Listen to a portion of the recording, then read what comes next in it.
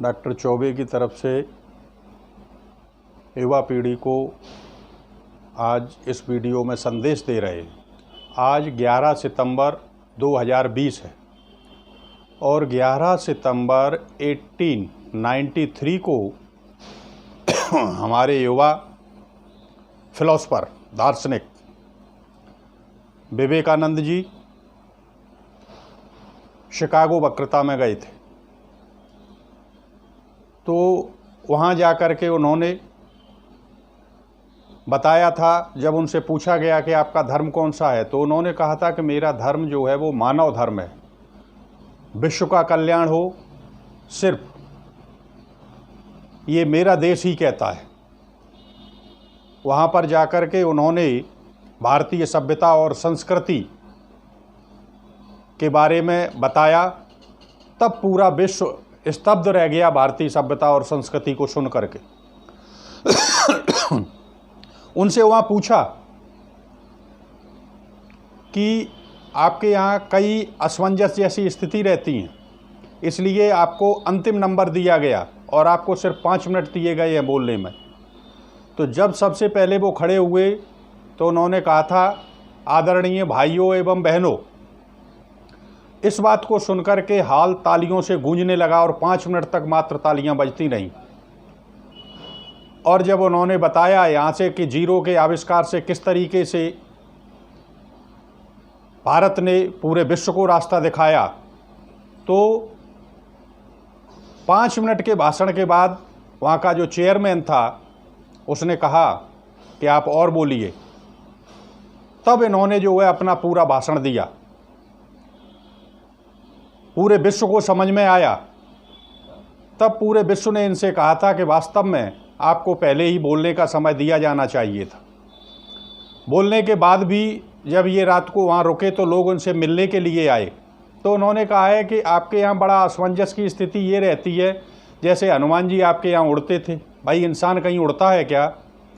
आपके यहाँ श्री कृष्ण थे, उनकी 16,108 शादियाँ हुई।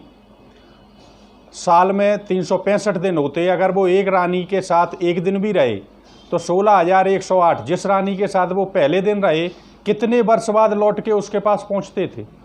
तो ये आपके यहाँ असमंजस की स्थिति है। तो वो जब वहाँ से पैदल चल रहे थे, लोग उनका पीछा कर रहे थे लेकिन पकड़ नहीं पा रहे थे।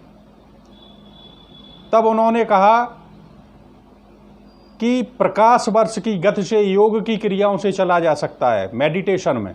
तो मेडिटेशन में यम, नियम, आसन, प्राणायाम, प्रत्याहार, धारणा, ध्यान, समाधि, खट चक्र के बारे में उन्होंने जो है वहाँ के लोगों को बताया।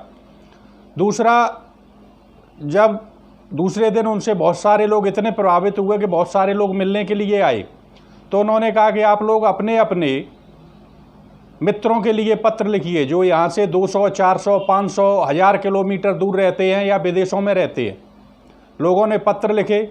इन्होंने पत्रों की एक पोटली बांध ली, क्योंकि ये 10 गज का साफा अपने सर पर बांधते थे। पोटली बांध ली और पोटली बांध करके अपनी पीठ पर रख ली और लोगों से बात करने लगे। 2 घंटे के बाद इन्होंने पोटली को खोल दिया और कहा कि आप अपने अपने पत्रों के जवाब उठा लें। लोगों ने जब उठाए तो उन्हें बड़ा आश्चर्य हुआ। तो उस समय तार बिछा करके बड़े लोगों के पास ही सिर्फ फ़ोन हुआ करते थे। उन्होंने जब उनसे पूछा तो उन्होंने कहा कि गेरुआ वस्त्र पहने कोई बाबा आया था, उसने आपका पत्र दिया और मैंने उसने कहा कि हमें जवाब दे दीजिए, तो मैंने लिख के उसे जवाब दे दिया। लेकिन विवेकानंद उन लोगों से बात कर रहे थे वहाँ बैठे। तो उन्होंने कहा कि योग की क्रियाओं में ये भी संभव है। और इसी प्रकार से जो है श्री कृष्ण एक ही बार में सभी के साथ रह सकते थे। तो नारद पुराण में लिखा हुआ है कि नारद के जब शिष्य हो गए हैं श्री कृष्ण, तो नारद के आश्रम में रहते थे, गायों की सेवा करते थे, खाना बनाते थे, झाड़ू लगाते थे आश्रम में। एक दिन नारद जी ने कहा कि भाई, आप एक गृहस्थ व्यक्ति हैं और मैंने आपको आश्रम में रख लिया है, आपकी पत्नियां क्या कह रही होंगी, चलो आपके घर छोड़ के आते हैं।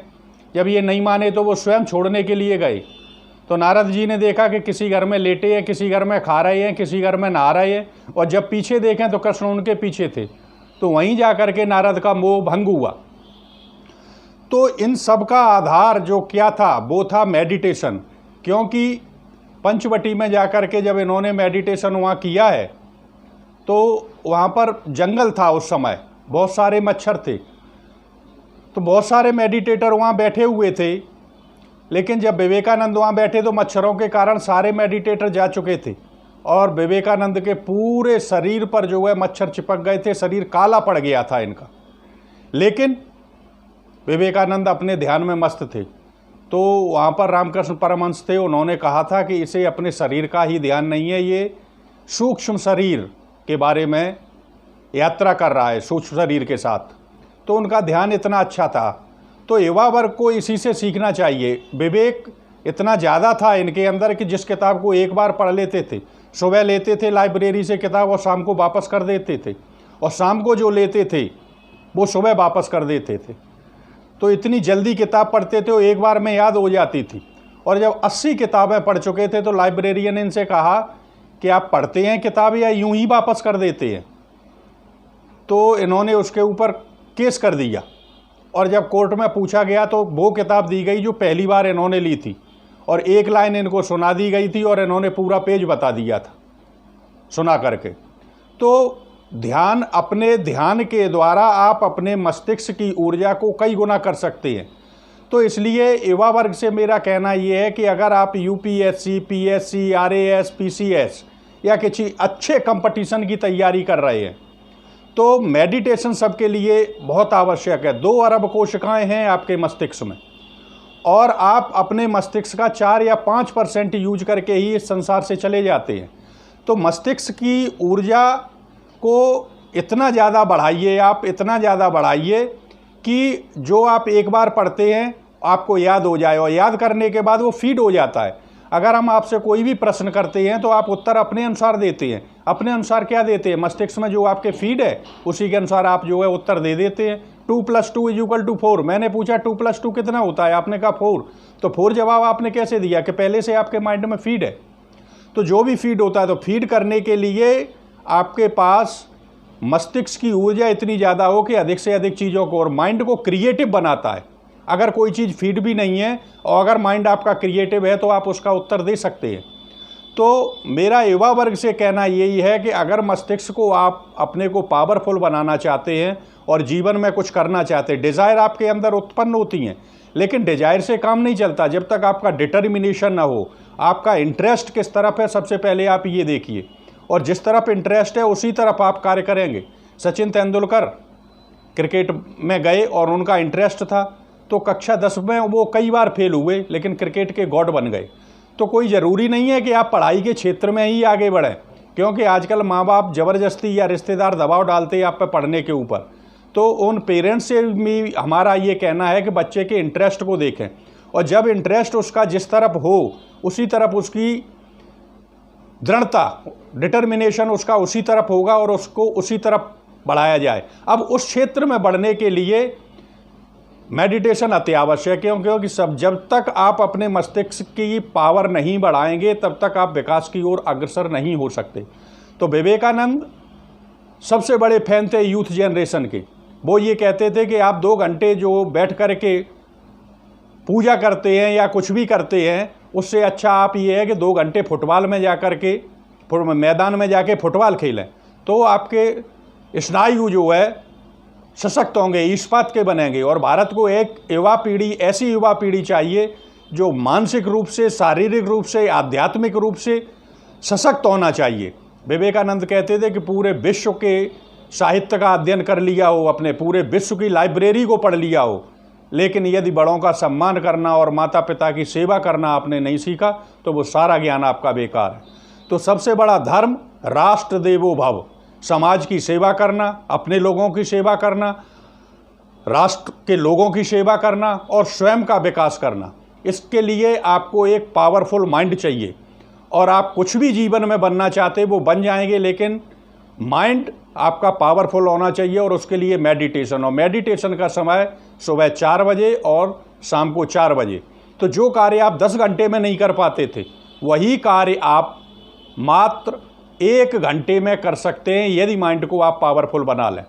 इसलिए मेरा युवा पीढ़ी से ये कहना है कि आप स्कूल में या कॉलेज में पढ़ते हैं, कम से कम वहाँ पर आप अनुरोध करें अपने प्रिंसिपल से कि एक मेडिटेशन का क्लास चलाया जाए। अगर नहीं चलाते हैं तो आप अपने घर पे 15 मिनट बैठें, 20 मिनट बैठें और बढ़ा करके इस समय को आप 45 मिनट तक ले गए, और अगर आपने मेडिटेशन कर लिया, एकाग्रचित्त हो गए, बैठ गए आप, तो निश्चय ही 45 मिनट जो आपने खर्च किए हैं वो आपके 45 घंटे का कार्य करेंगे। जो कार्य आप 10 घंटे में करते थे, अब वो कार्य आप आधा और 1 घंटे में कर सकते हैं, और आपके चेहरे पर चमक होगी, आपकी पावर बहुत ज़्यादा बढ़ चुकी होगी, जिसे पढ़ेंगे बहुत जल्दी याद होगा, कभी भूलेंगे नहीं आप।